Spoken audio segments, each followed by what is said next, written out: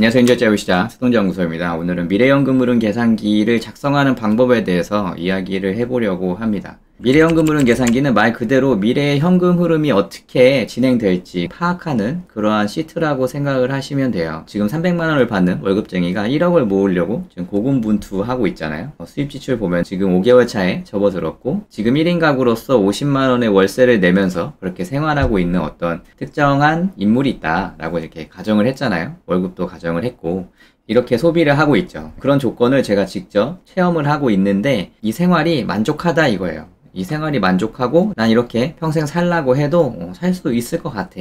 뭐 이런 생각이 든다면은 이제 미래연금 흐름 계산기를 한번 계산을 해보는 거죠. 계산을 해봐서 내가 이 정도의 생활을 영위하는데 필요한 그러한 금액은 얼마 정도 되는지, 노동은 언제 그만둘 수 있는지, 경제적 자유를 언제 얻을 수 있는지 시간을 한번 계산을 해보자 이거죠. 계산법이 굉장히 복잡할 수 있는데 그런 것들을 도와줄 시트를 이제 제가 만들었죠. 만들어서 이제 요거를 오늘 한번 작성을 해보려고 합니다. 지금 보시면은 전부 다 비어있는 거를 볼 수가 있어요. 일단은 처음부터 같이 작성을 하기 위해서 일부러 비워놓은 거예요. 비워놨고 제가 만든 시트는 전부 다 이 빨간색이나 뭐 노란색은 건들지 않으셔야 되고 이 연두색 부분만 이제 채워나가면 된다라고 생각을 하시면 됩니다. 그래서 이거를 한번 채워보려고 해요. 지금 월급 300만원을 받는 직장인이 소비를 이렇게 하는데 이 사람이 경제적 자유를 얻을 수 있을까? 뭐 이거에 대해서 결과를 한번 예측을 해볼 수 있겠죠. 제가 이런 거를 이제 하면서 항상 누누이 이야기하는데 사실 이러한 시트를 만들고 뭐 이렇게 생각을 한다, 이렇게 행동을 한다 하는 거를 영상을 다른 분들한테 가르치려고 하는 게 아니에요. 가르치려고 하는 게 아니라 저는 이런 경험을 통해서 돈을 모았고 이렇게 돈을 모은 게 엄청나게 크다고 생각도 하지 않습니다. 그래서 뭐 이거를 자랑하고 싶은 마음에 이런 거를 이렇게 영상으로 만드는 게 아니라 제가 전하고 싶은 거는 딱 한 가지예요. 대기업에 다니지 않는 직장인, 그러니까 대다수의 직장인이죠. 거의 직장인의 80% 정도가 중소기업에 다니는데 그러한 직장인들도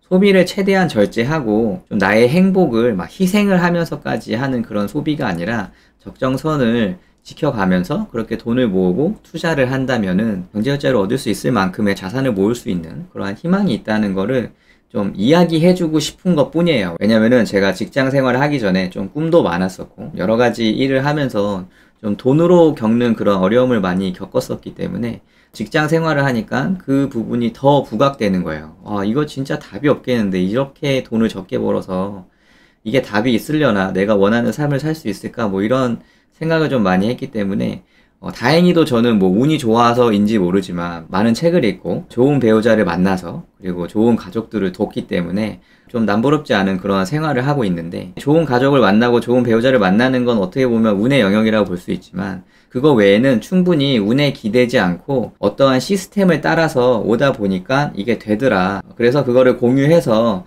진짜 내가 중소기업 다니는 직장인이라 답이 없다라고 이렇게 생각하시는 그런 분들한테 좀 도움이 되고자 그냥 경험을 공유하는 것 뿐입니다. 그래서 좀 오해를 하지 않으셨으면 좋겠습니다.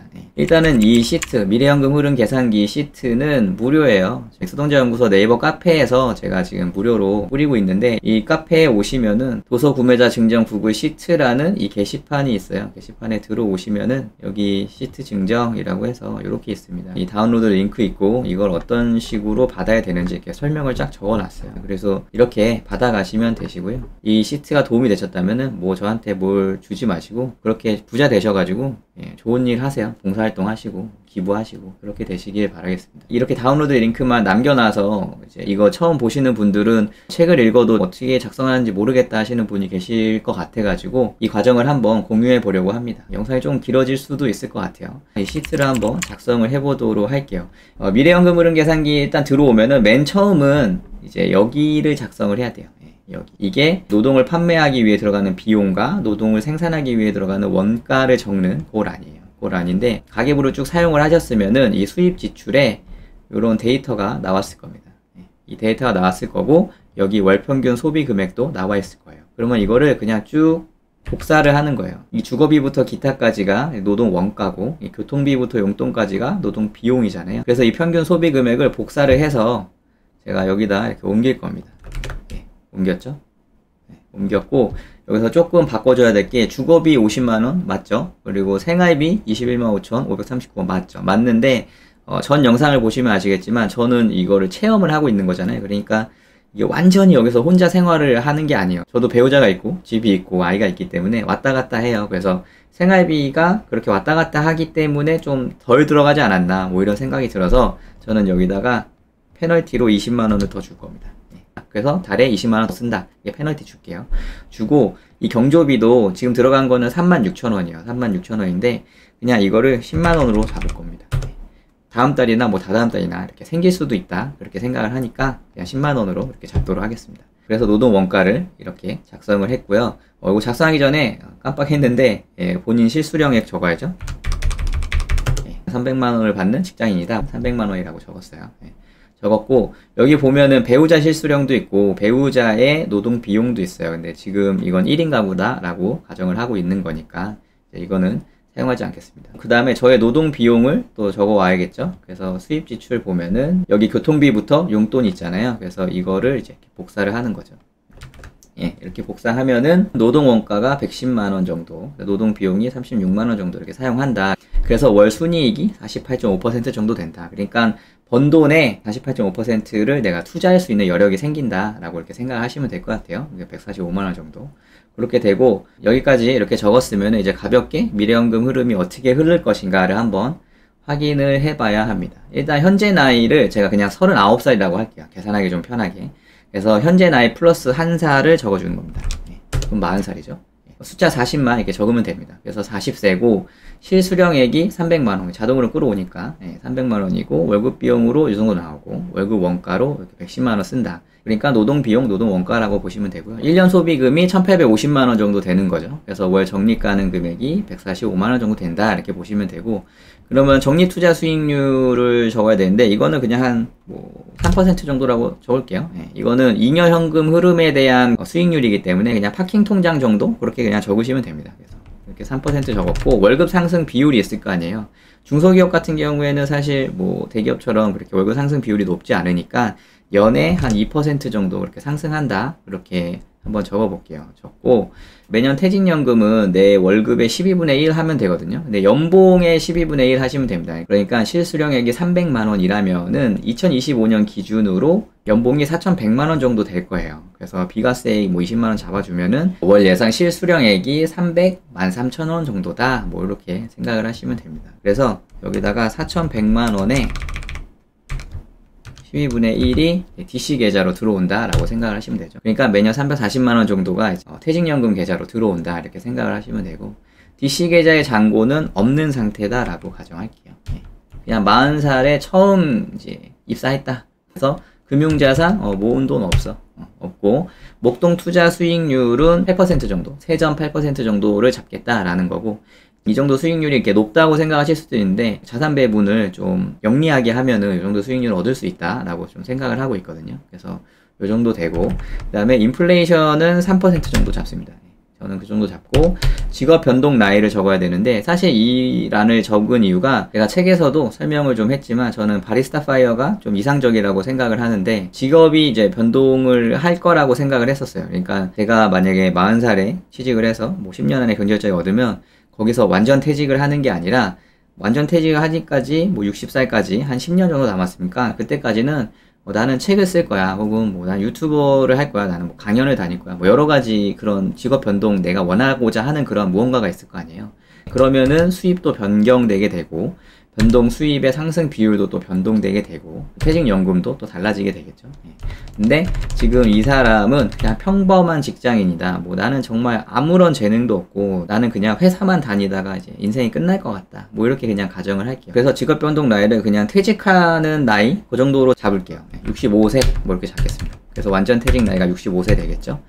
그 다음에 국민연금 지급 나이 플러스 1을 할게요. 60년생 이상부터는 66세 정도 될 거니까 이렇게 잡고, 요게 또 바뀔 수도 있죠. 또 시간이 지나면서 이 나이가 계속 올라갈 수 있을 거라고 저는 그렇게 생각하는데, 어차피 미래연금 흐름 계산기는 지금 한 번 딱 작성하고 마는 게 아니라 저는 뭐 1년에 한 번씩 혹은 어떠한 큰 사건이 있을 때마다 한 번씩 뭐 반기마다 한 번씩 그렇게 하는 게 좀 이상적이라고 생각을 해요. 그러니까 그때마다 반영되는 이런 숫자들을 바꿔주면 되겠죠. 그렇게 하고, 예상 사망 나이는 지금 현재 나이가 40세라면은 기대되는 기대 여명이 90세 정도 될 겁니다. 90세 정도 이렇게 잡을게요. 잡으면은 오른쪽에 이렇게 그래프가 나오는 걸 볼 수 있습니다. 그래서 2070년이 넘어서 이렇게 사망하게 되는데, 사망 당시에 보유한 금액이 59억 정도다. 그리고 사망 시 자산의 현재 가치는 13억 정도다 라고 이렇게 계산이 나와요. 그러니까 사망하는 나이인 90세, 그러니까 50년 뒤에 59억을 역산해가지고 인플레이션을 역산해서 계산을 하면은 지금의 현재 가치로 봤을 때는 13억 정도 된다, 뭐 이렇게 생각을 하면 됩니다. 그래서 아니 어떻게 그렇게 될 수 있지? 라고 생각을 하는데, 이거를 밑으로 내려보면은 어떻게 현금 흐름이 이렇게 흐르게 됐는지 이렇게 쭉 나와요. 쭉 나오고 열어보면은 다달이 어떻게 현금 흐름이 작성됐나, 뭐 이런 것들이 이렇게 나옵니다. 생각보다 너무 많은 돈이 나왔다라고 생각을 할 수 있죠. 왜냐면은 내가 40세에 뭐 입사해서 300만 원을 받는데 25년 정도 일하고서 은퇴를 했는데 65세부터 사망 나이까지는 일을 안 하는 거잖아요. 완전 퇴직이니까. 금융 수익으로만 생활한다라는 가정인데 어떻게 그래프가 이렇게 우상향을 할 수 있을까?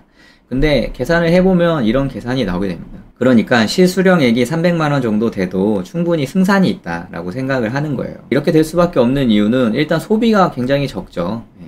지금 번 돈의 약 52% 정도만 사용하는 이러한 알뜰한 사람이고, 그러한 비용들이 인플레이션을 적용해서 쭉 간다고 하더라도 그렇게 크지 않다는 거예요. 뭐에 비해서 크지 않냐면은 이 사람이 이거를 차고차고 적립을 해서 수익률을 이렇게 낸 요 돈보다 그렇게 크지 않다는 거죠. 그래서 자산이 계속 이렇게 불어날 수밖에 없었던 거거든요.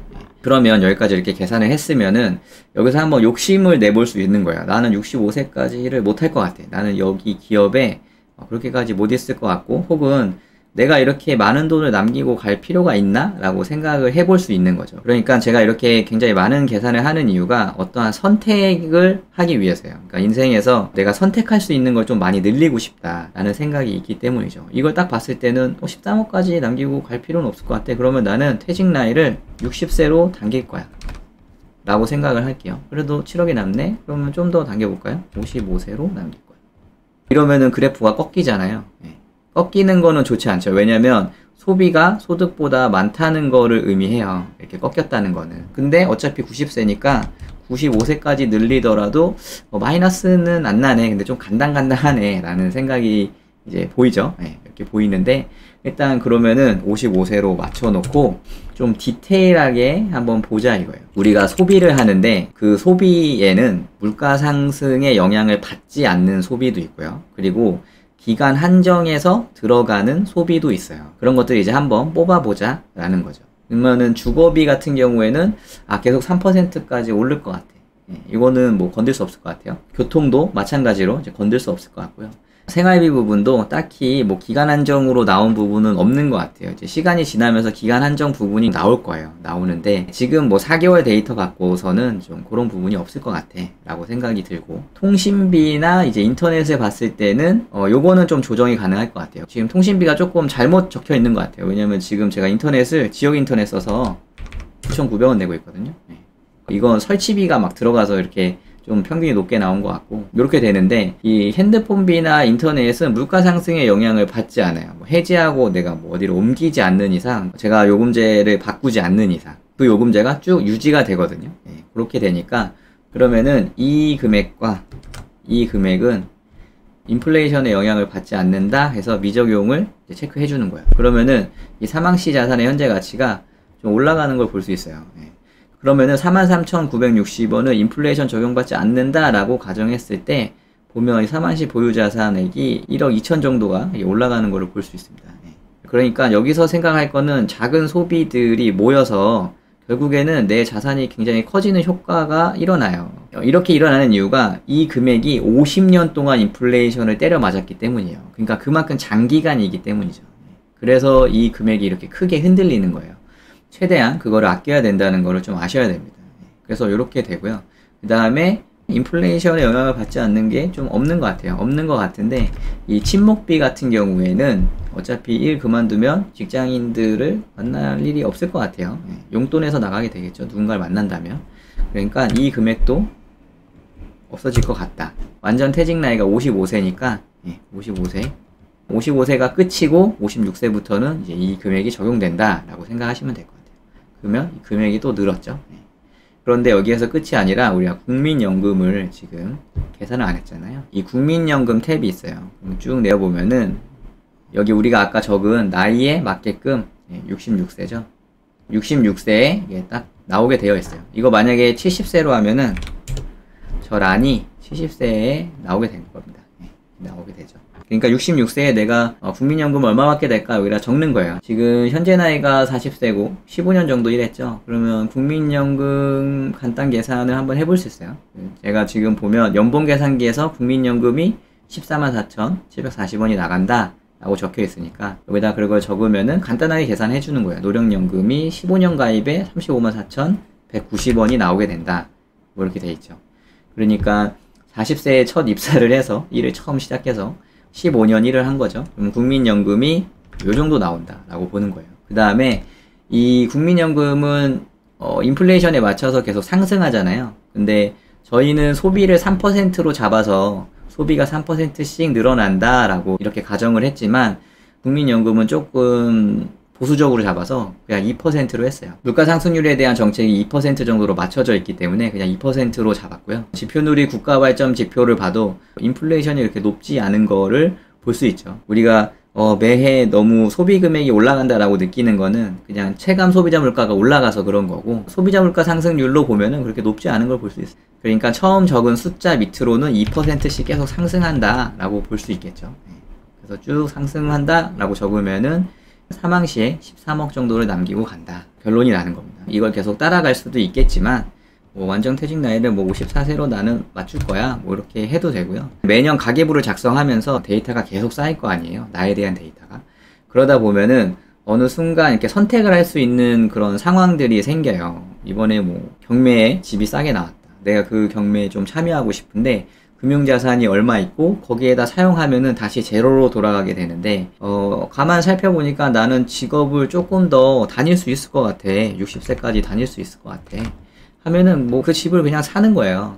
사서 난 더 이상 월세에 살지 않겠어 라고 하고 이 주거 비용을 지우고 이제 이자 비용으로 전환을 해가지고 뭐 그렇게 산출을 하기도 하고 하는 거죠. 그러니까 좀 인생이라는 게 아무리 이 책상 앞에 앉아서 정교하게 이 숫자를 바꿔가면서 계획을 하더라도 어떠한 이벤트가 생겨날지 아무도 몰라요. 아무도 모르는데 적어도 요 정도의 지표 정도를 갖고 있으면은 어떤 선택의 순간에서 내가 미래를 예측해보고 내가 그거를 선택을 해볼 수 있다는 거죠. 그래서 저는 이거를 만들고 나서 굉장히 잘 사용하고 있고 우상향하는 이런 그래프를 보면서 난 지금 잘하고 있네 뭐 이런 좀 위안을 얻기도 해요. 그러니까 누군가는 직장을 다니면서도 굉장히 불안해 하시는 분도 있을 거란 말이에요. 누군가는 와 이거 이렇게 하다가 내가 집 한번 못 사보고 진짜 죽는 거 아닌가 뭐 이런 생각을 할 수도 있단 말이에요. 근데 미래는 그렇지 않을 수도 있다는 거예요. 이런 거를 계산을 해보면 생각보다 나 많은 돈을 벌 수 있는 사람이네. 그렇게 마음가짐을 갖게 되고 그러한 목표를 갖게 되면은 이 소비 금액도 줄이려고 좀 더 노력을 할 것이고 이러한 금액들도 이러한 투자 수익률도 높이려고 노력을 할 거고 점점 노력한 사람으로 바뀌지 않을까 그렇게 생각을 합니다. 생각도 좀 긍정적으로 바뀔 수 있을 거라고 저는 그렇게 생각하고요. 제가 책에서는 888 시스템을 유지하면 10년 안에 경제활자를 얻을 수 있습니다. 뭐 이런 이야기를 했거든요. 그 이유가 이 단순 계산에서 나오는 거예요. 단순 계산을 해보면은 이 노동원가 순이익이 80%고 노동비용 순이익이 80%고 목돈 투자 수익률이 8%가 되면은 이 시스템이 지금 678이잖아요. 지금 6, 7, 8 이렇게 되는데 888 되면은 이게 10년 안에 경제활자를 얻을 수 있는 그런 우상향 그래프가 그려지게 됩니다. 근데 현실에서는 그게 조금 힘들지 않아 생각해요. 사실 888을 저도 못해요. 아이가 생기고 그래서 그런 부분도 있지만